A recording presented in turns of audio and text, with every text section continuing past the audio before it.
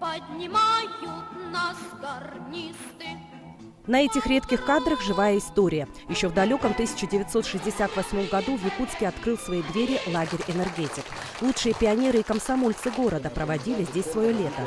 Знакомство с историей старейшего лагеря стало одним из главных моментов праздника в честь юбилея. Сегодня мы отмечаем 50-летие, поэтому когда лагерь открывался, его открывали как раз пионеры, пионеры, комсомольцы, и тогда был такой дух. Но тем не менее, на сегодняшний день точно такой же дух, как и было раньше. То есть дети с подъемом, дети очень довольны, дети улыбаются, они занимаются спортом, занимаются в тематических кружках.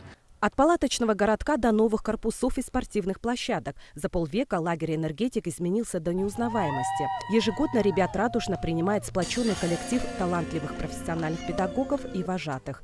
12-летний Тимур – один из тех, кто проводит в лагере свое лето. Здесь он нашел друзей и раскрылся творчески. В этом лагере очень много интересных кружков. Вожатые самые лучшие.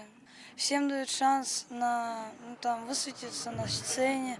В компании «Якутскэнерго» большое внимание уделяется социальной поддержке. Организация в 2013 году вывела в отдельную структуру Центр развития ребенка «Якутскэнерго», в котором находятся лагерь и детские сады по республике. Создана специальная программа «Наши дети», которая позволяет отслеживать и поощрять школьников и студентов за их успехи в учебе, в спорте и в других направлениях. Когда мы говорим о развитии и раскрытии, они раскрываются, конечно, в спорте. Это и баскетбол, и пионербол, и шахматы. Также у нас бассейн, это плавание.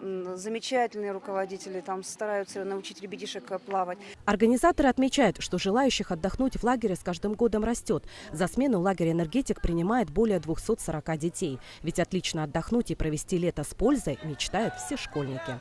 Людмила Басыгысова, Павел Никифоров, Василий Соловьев. Вести, Якутск.